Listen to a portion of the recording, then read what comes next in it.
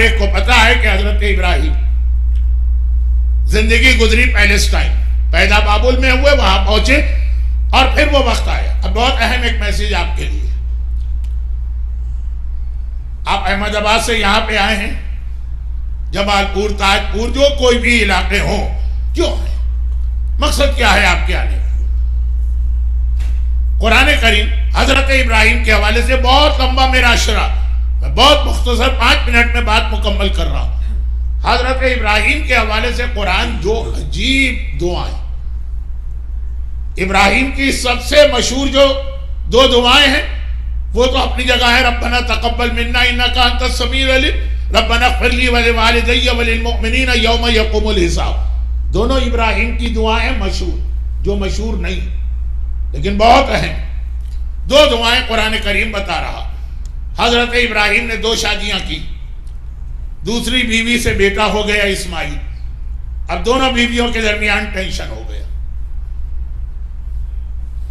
وہ ایک بڑا مسئلہ ہے جو آپ حضرات تو نہیں سمجھیں گے، کیونکہ آپ میں سے کسی 2 شادیاں اس لیے نہیں ہوں گی کہ against law of the land, ورنہ دل تو پتہ نہیں آپ کا کتنی شادیوں کا جا رہا ہوگا. خیر، ایک عجیب ٹینشن پیدا ہوا اور پھر ابراہیم کو اپنی ایک بیوی کو لے کر مکے کی جانب آنا پڑا. مشہور واقعات ہیں، لیکن ان مشہور واقعات کے 2 میسج لوگ بھول جاتے ہیں.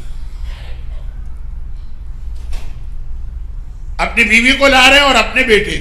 اس وقت تک ایک ہی بیٹا تھا، اکلوتا بیٹا کسی باپ کا، وہ بھی بڑھاپے میں. لیکن حالات ایسے ہو گئے گھر میں، وہاں سے لے کے آئے اور جب مکے کی سرزمین میں لائے تو مکے میں کچھ نہیں تھا، کچھ بھی نہیں تھا، کعبہ بھی نہیں تھا. خود حضرت ابراہیم کا جملہ قرآن نے آیت بنا دی، رب انی اسکنت من ذریتی بواد غیر ذی زرع. اے خدا، میں اپنی ذریت کو، اپنی اولاد کو وہاں لا رہا ہوں جہاں گھاس کا ایک پتا بھی نہیں. لیکن گھاس کا پتا نہ ہو. یہ زمین بہت اہم ہے کیونکہ اندہ بیتک المحرم، یہاں پہ تیرا قابل احترام گھر. کعبے کا وجود نہیں تھا اس وقت، دیواریں ٹوٹ چکی تھی طوفان نوح میں، لیکن کعبہ تو بہرحال دنیا میں سب سے پہلی جگہ. بتا دیا کہ قابل احترام جگہ پہ منتقل ہوتے ہیں، لیکن مقصد، پرپس، لوگ کہتے ہیں جی وہ اولاد کی ترقی کے لیے یہاں پہ لائے، یا ایجوکیشن کے لیے یہاں پہ آئے، یا بزنس بڑے اچھے ہیں اس لیے آئے، یا انفراسٹرکچر بہت اچھا ہے اس لیے آئے، یا پیس آف مائنڈ ہے اور لا اینڈ آرڈر بہت اچھا ہے اس لیے آئے. یہی ریزن لوگ بتاتے ہیں مائیگریشن کا. جہاں سے آدمی آتا ہے اگر کبھی وہاں کے حالات بہت اچھے ہو جائے تو ریورس مائیگریشن ہوتا.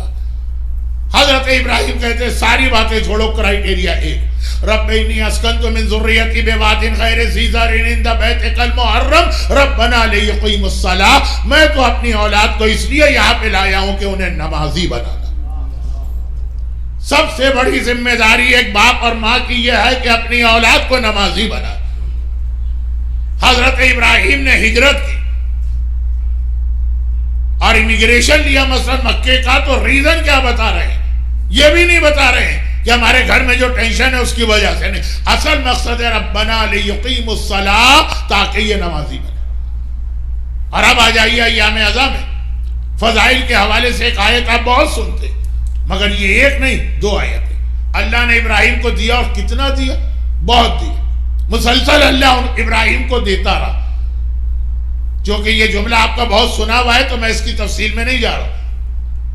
ایک کے بعد دوسری نعمت ملتی رہی، یہاں تک کہ ابراہیم نبی بنے، یہاں تک کہ ابراہیم رسول بنے، یہاں تک کہ ابراہیم خلیل بنے، یہاں تک کہ ابراہیم امام بنے. قال انی جاعلک للناس اماما. یہ سب سے بڑا عہدہ ملا. اب تک جتنی چیزیں ابراہیم کو ملی لیتے رہے، شکر کرتے رہے. امامت ملی تو تڑپ گئے، قال ومن ذریتی. یہ تو اتنی بڑی نعمت ہے کہ یہ تو مجھے اپنی اولاد کے لیے بھی چاہیے. نبوت کے لیے جملہ نہیں کہا، رسالت کے لیے یہ جملہ نہیں کہا، خلت کے لیے یہ جملہ نہیں کہا. اولاد کو کب یاد کیا؟ جب امامت کی بات آئی. اتنی بڑی نعمت امامت ہے، ابراہیم برداشت نہ کر سکے، کہا مجھے اپنی اولاد کے لیے چاہیے. مگر کیا خالی امامت میں اولاد یاد آئی؟ نہیں، دوسری دو چیزیں ہیں جہاں ابراہیم نے اپنی اولاد کو یاد کیا. رب اجعلنی مقیم الصلاۃ ومن ذریتی، خدا بندہ مجھے بھی نمازی بنا اور میری اولاد کو بھی نمازی بنا. تو جیسے عقیدے میں امامت کا درجہ ہے ویسے عمل میں نماز کا درجہ. امامت کی بشارت ملی تو اولاد کے لیے مانگی، اور یہاں نماز کا پیغام آیا تو اولاد کے لیے نماز کو مانگا. آپ کا سب سے بڑا ٹارگٹ، آپ کا سب سے بڑا ہدف، آپ کی زندگی کا سب سے بڑا مقصد اولاد کو ترقی دلوائیے. سرجن بنے، ڈاکٹر بنے، اکاؤنٹنٹ بنے، ایک کی نہیں 50 ڈیری کوئن ان کی ہو جائے، لیکن اصل مقصد ہے نمازی بنے. یہ حضرت ابراہیم کے دونوں جملے قرآن کریم میں ایک ہی پیج پر موجود ہیں، سورہ ابراہیم آیت 35 سے 45 کے بیچ میں ایک ہی پیج پر. رب اجعلنی مقیم الصلاۃ ومن ذریتی، جہاں نماز کی بات آئی مجھے بھی نمازی بنا اور میری اولاد کو بھی نمازی بنا.